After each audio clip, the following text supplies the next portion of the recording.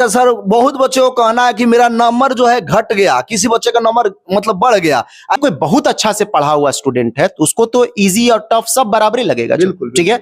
और जो मान लीजिए बिल्कुल नहीं पढ़ा है उसको बहुत इजी क्वेश्चन भी टफ ही लगेगा। 3 साल पहले आपका वैकेंसी आया था, इतना प्रेशर नहीं बनाते लोग तो अभी तक रिजल्ट नहीं आता। हो सकता था कि ये रिजल्ट चुनाव के बाद आता, चुनाव के बाद क्या होता कोई नहीं जानता, ठीक है। इसलिए हम लोग आप लोग के लिए लड़ाई लड़ते हैं लोग। और बहन दोस्तों, आज हम बात करेंगे बिहार बिजली बोर्ड के बारे में। देखिए दोस्तों, रिजल्ट आ गया, यहाँ पर आप देख सकते हैं कि रिजल्ट आ गया है।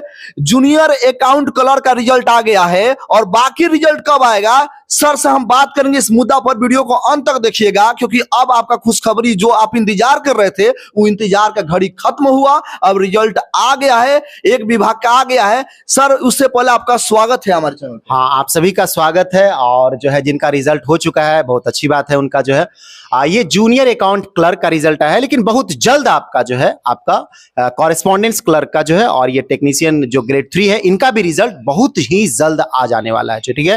पहले भी हम आपको बोले थे कि आपका रिजल्ट वगैरह जो है बहुत जल्द आने वाला है और आपका कॉपी वगैरह सब चेक हो गया, मार्क्स वगैरह सब रह गया, तभी ना आपका स्कोर कार्ड जारी किया। स्कोर कार्ड जारी किया तभी तो ये जूनियर अकाउंट क्लर्क का प्रोविजनल रिजल्ट का मतलब होता है रिजल्ट ही जो है थोड़े बहुत एरर ना हो, इसलिए प्रोविजनल बोला जाता है, क्योंकि इसको लेकर के आप कहीं और नहीं चले जाइए तुरंत में जो, ठीक है, इसलिए प्रोविजनल रहता है, ठीक है।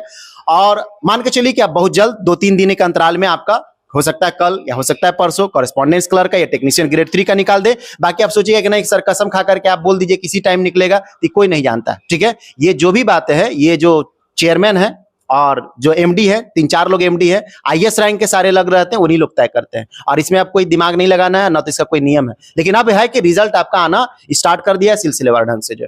अच्छा सर, बहुत बच्चों को कहना है कि मेरा नंबर जो है घट गया, किसी बच्चे का नंबर मतलब बढ़ गया, ऐसा क्यों हुआ सर? ये इसके बारे में थोड़ा सा बताइए। It's a normal in the normalization process. ये नॉर्मलाइजेशन प्रोसेस में ये नॉर्मल बात है, क्योंकि जिनके शिफ्ट का जो है आपका पेपर टफ रहता है उनका मार्क्स थोड़े रिड्यूस आदि थोड़े बूस्टअप करते हैं, थोड़े बढ़ते हैं। और जिनके शिफ्ट का इजी क्वेश्चंस रहते हैं in comparison to the other shift जो है, तो उनके मार्क्स जिनका इजी वाला रहेगा उनका घटेगा, जो है जिनका टफ वाला रहेगा हल्का उनका बढ़ा हुआ आपको दिखेगा। तो जिनका बढ़ता है वो तो बोलेंगे नहीं कि मेरा बढ़ गया, जो है बोलेंगे तो वही जिनका घट गया है, और उनको बुरा भी लगता है इस बात का जो है। लेकिन जान लीजिए कि रिजल्ट आने में आपका एक बैलेंस रहेगा, एक संतुलन रहेगा, घबराते नहीं है। कट ऑफ कहीं ना कहीं जो है पहले जितना बोला जा रहा था उससे थोड़े बहुत 2-3% अब नीचे ही जाएगा, इस बात का निश्चिंत ले लीजिए। मतलब 65% to 70% जो हम लोग रेंज दे रहे थे अब वो 68% के आसपास में ही रहेगा अनरिजर्व कैटेगरी मेल वाले में जो है। और वही ओबीसी और एनसीएल जो रहेगा मान के चलिए 2-3% जो है नीचे आएगा, ठीक है। ज्यादा से ज्यादा 4-5% हो सकता है, लेकिन 2-3% नीचे आएगा। और बाकी जो एससी एसटी के रहते हैं उनका 5 से 7% के आसपास नीचे जा सकते हैं, और फीमेल का वही थोड़ा बहुत 2-3 का अंतर रहता है। अच्छा सर, मान लीजिए कि आप कह रहे हैं कि मान लीजिए नॉर्मलाइजेशन होता है तो किसी बच्चे को जहां इजी पेपर आता है वहां उन बच्चों को मतलब नंबर घटाया जाता है। कोई बच्चा ऐसा भी तो बैठा होगा जो किसी भी प्रश्न को एकदम बना दे और उसमें इजी आया तो वो बच्चा उतना ही क्वेश्चन बनाया, अगर टफ भी रहता तभी वो बना सकता था, तो उसका नंबर जब घट गया तो उसके साथ नाइंसाफी नहीं हुआ। देखिए, नॉर्मलाइजेशन जो होता है वो बच्चे के मेंटेलिटी को ध्यान में रख करके नहीं होता, लेवल ऑफ द क्वेश्चंस को ध्यान में रख करके होता है। मान लीजिए कोई बहुत अच्छा से पढ़ा हुआ स्टूडेंट है तो उसको तो इजी और टफ सब बराबर ही लगेगा, ठीक है। और जो मान लीजिए बिल्कुल नहीं पढ़ा है उसको बहुत इजी क्वेश्चन भी टफ ही लगेगा। तो बच्चों का मेंटेलिटी देख करके नॉर्मलाइजेशन नहीं हुआ करता है। नॉर्मलाइजेशन जो है लेवल ऑफ द क्वेश्चंस को ध्यान में रखते हुए जो है, और ड्यूरिंग द इंटायर जो प्रोसीजर आपको रह रहे हैं सेक्शनल वाइज भी हो गए, किसका एग्जाम लेट से हुआ है, किसका थोड़ा पहले हुआ, ये सब बात का ध्यान रख करके नॉर्मलाइजेशन होता है, जिसमें सबसे ज्यादा जो है level of the questions will determine the techniques of the normalization. And normalization is a mathematical technique, it is a purely scientific technique. ये कोई गेसिंग नहीं होता है, कोई इमोशनल या भावनात्मक या जिला और क्षेत्र वाला बातें नहीं रहता है। अच्छा सर, देखा जाए जैसे लोग कहता है कि घून के साथ मतलब गेहूं के साथ घून भी पिसा जाता है, तो इसमें तो तेज लड़का पिसा जा रहा है इस सिस्टम से।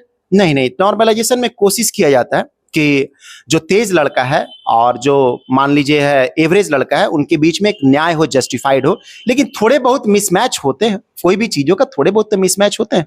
अब तो सर रिजल्ट आ गया, अब बच्चे ये जानना चाहेंगे कि अब ज्वाइनिंग कब तक हो रहा है सर? ज्वाइनिंग भी कोशिश सरकार का रहेगा बहुत जल्द से जल्द दे देने के लिए, एटलीस्ट आपको ज्वाइनिंग करवा देगा सेंटर पे जाकर के जो है। बाकी विभागीय काम जो है बहुत सारा रहता है, विभागीय कागज वगैरह बहुत सारे बनते रहते हैं, लेकिन फ्रॉम दैट डे जहां से ज्वाइनिंग किए हुए हैं आपका हाजिरी वगैरह बनने लगता है। लेकिन ये आगे का बात है, वरना कई सारे स्टूडेंट जो है कुछ का कुछ बोलने लगते हैं। पिछले वाले वीडियो में बोले तभी शादी हुआ नहीं, आज सुहाग रात के बारे में जो है बात करने लगे। लड़का तो यहाँ तक बोल देता है, ठीक है कोई बात नहीं है, अब आपका उम्र हो चुका है, इस तरह कमेंट कर सकते हैं, लेकिन कहाँ करना है इस सब बात को समझते हैं।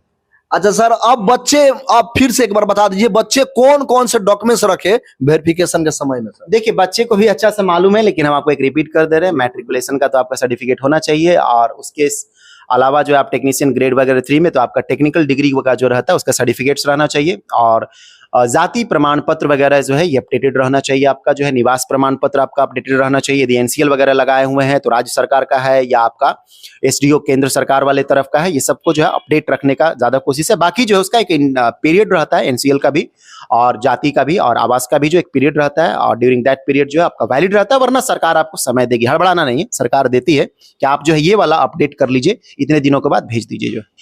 अच्छा सर, बहुत बच्चे को तो इसमें छंट भी जाएंगे, सब बच्चे का तो रिजल्ट नहीं होगा, कुछ बच्चे छंट जाएंगे जो मायूस हो जाएंगे, तो क्या उन बच्चों को फिर से कभी वैकेंसी आएगी जो बच्चों को फिर से मौका मिले? ये तो सिलेक्शन प्रोसीजर का एक तरीका ही रहता है कि कुछ बच्चे ही सक्सेसफुल होते हैं और अधिकांश बच्चे जो है मतलब जो उनको निराशाजनक रिजल्ट मिलता है। लेकिन इसका मतलब ये नहीं कि छात्र खराब है। सीट जब कम रहता है तो स्टूडेंट ज्यादा संख्या में रहेंगे तो कैसे ले लेगा जो, और वो छात्र जो छठे हैं वो भी अच्छे में से ही आते हैं, लेकिन बात है सीट ही कम है तो उसका कट ऑफ एक लिमिटेड कर दिया गया कि इतना ही तक मिलेंगे। मान लीजिए किसी कोई लड़का जो है 0.1% के लिए छट गया है, तो आपको लगता है कि 0.1% में बहुत अंतर होगा उसके और जो गया है उसका, नहीं। लेकिन सीट का बात है और ये आंकड़ों का खेल होता है, आंकड़ों में 0.001 का भी बात आ गया तब भी आप पीछे हो जाते हैं। बहाली जो आया है, तो अभी पटना में सर मेट्रो बैठ रहा है, तो क्या लगता है कि मेट्रो के लिए क्या इस विभाग में, इलेक्ट्रिशियन में, इस सब में वैकेंसी आएगा कि नहीं? देखिए थोड़ा सब्जेक्ट से हटना हो जाएगा, हमारे स्टूडेंट जो थोड़ा सा जो है बोलेंगे डेविएट हो गए, लेकिन हम शॉर्ट में एक जानकारी दे दे रहे हैं कि मेट्रो का भी जो है वैकेंसी जल्द निकलेगा, इलेक्ट्रिकल वगैरह डिपार्टमेंट का, सिविल वगैरह का, मैकेनिकल वगैरह का, लेकिन इसका वीडियो बाद में करेंगे तो ज्यादा अच्छा है। अभी लड़के हमारे जो देख रहे हैं वो बीएसपीसीएल का बारे में जानकारी लेना चाहते हैं। तो अभी आप देख रहे थे पब्लिक की पुकार, और आप लोग का कोई बच्चा बोलता है कि आप लोग बार बार वीडियो बनाते हैं। देखिए हम लोग बार बार वीडियो बनाते ही हैं, तभी ये सरकार के पास वीडियो जाता है, और प्रेशर तभी बनता है। अगर वीडियो नहीं बनाएंगे लोग, हमारे जैसा जितना भी वीडियो बनाते यूट्यूबर, अगर नहीं बनाएंगे वीडियो तो सरकार पर प्रेशर ही नहीं पड़ेगा। इसके वजह से नहीं तो इतना लेट आप लोग का एग्जाम हुआ, 2-3 साल पहले आपका वैकेंसी आया था, इतना प्रेशर नहीं बनाते लोग तो अभी तक रिजल्ट नहीं आता। हो सकता था कि ये रिजल्ट चुनाव के बाद आता, चुनाव के बाद क्या होता कोई नहीं जानता, ठीक है। इसलिए हम लोग आप लोग के लिए लड़ाई लड़ते हैं लोग, और वीडियो को अंत तक देखिए, इसके लिए बहुत बहुत धन्यवाद।